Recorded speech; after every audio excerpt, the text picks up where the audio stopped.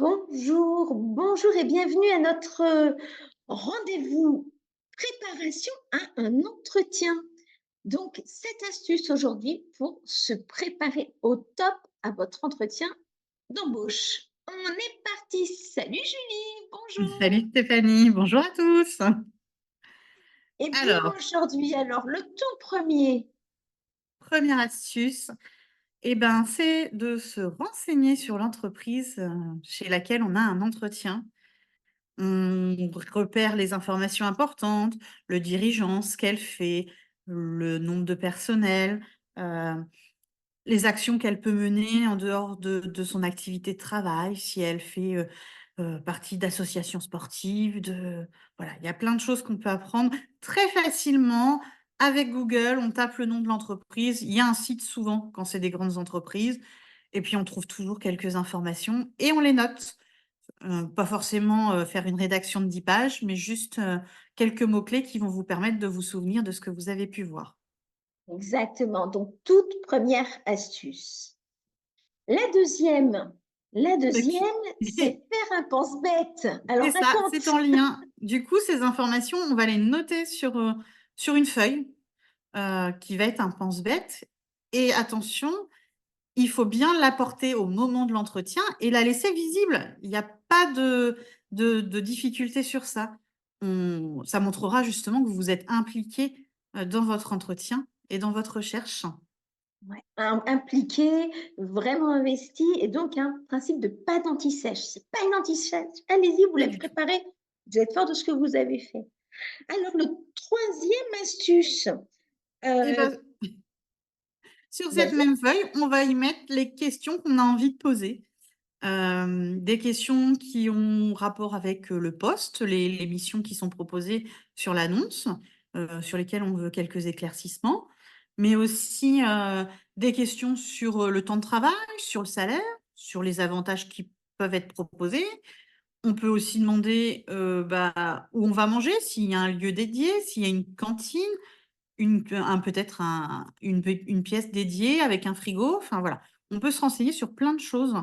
Heu, Si on vient à vélo, peut-être s'il y a un endroit où on gare son vélo, enfin, il y a pas de questions bêtes. Voilà, il suffit de se renseigner et ça montre aussi son intérêt pour l'entreprise. Et puis peut-être aussi, ça vous prouve à vous que vous êtes dans la bonne file, que ce soit pour cette question-là ou la toute première, que c'est vraiment une entreprise dans laquelle vous vous sentirez bien. Parce que Mmh. c'est ce qu'on disait la dernière fois, c'est essentiel de bien s'y sentir et là, vous aurez plein d'informations, donc allez-y. Alors ensuite, quatrième astuce. La quatrième astuce, eh bien, là, c'est le côté, coach qui parle. C'est savoir parler, ne pas avoir peur d'y aller. Et là, là-dessus, un outil qui peut être extra, qui permet un peu de faire baisser la tension, c'est la cohérence cardiaque. C'est cette fameuse respiration carrée. Alors, imaginez justement un carré et vous montez. Vous inspirez, vous bloquez un petit peu et vous expirez. Vous bloquez, oups, et vous continuez. Et ça, 4 fois, 3 ou 4 fois. Et ça permet de faire baisser la tension.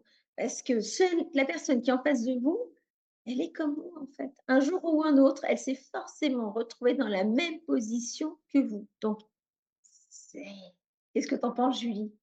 Ouais, c'est une Ça bonne s'entend, astuce hein? C'est une bonne astuce. et on peut même la garder dans la vie de tous les jours. C'est pas mal.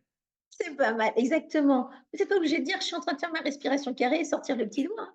Faites-le dans la tête et plus vous le ferez et plus ça vous sera utile. Alors, l'astuce d'après, la cinquième,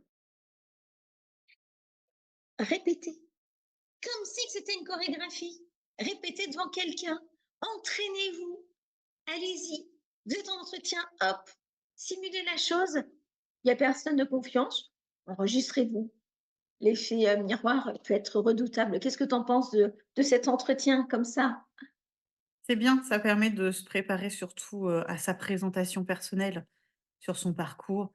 Voilà, c'est pas la peine, plus on s'entraîne, moins on aura le stress de la présentation et généralement, on sera beaucoup plus sûr de soi. Ouais, donc vous allez gagner en fluidité, en plein de choses. Donc, allez-y, entraînez-vous.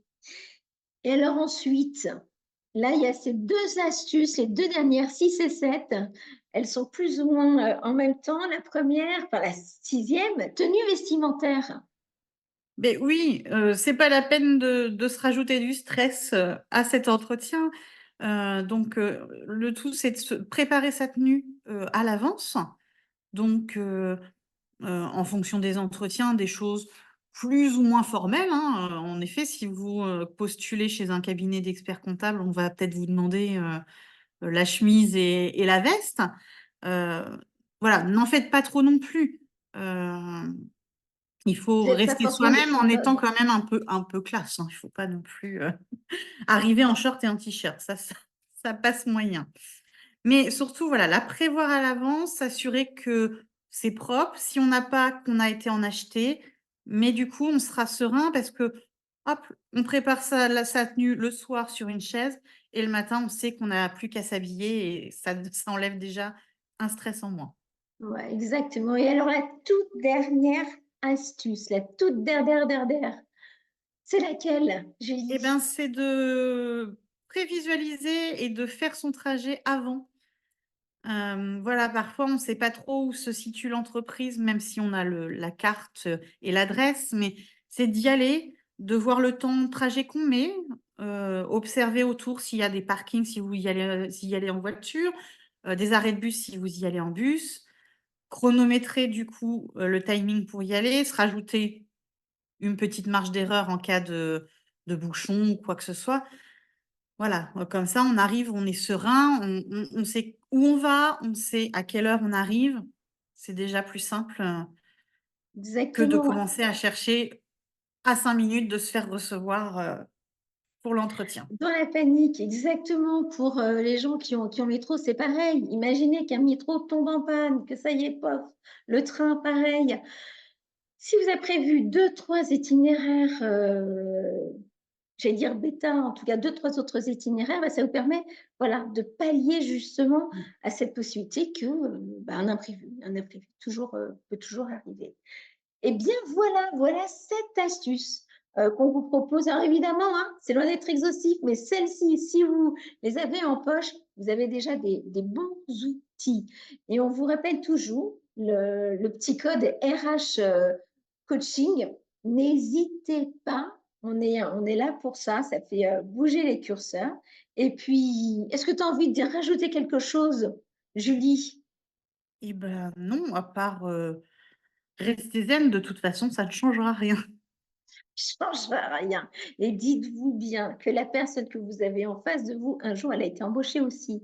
Donc, elle a Exactement. été en votre place et on l'a tous été. Eh C'est bien, ça. on vous dit à très bientôt et À bientôt.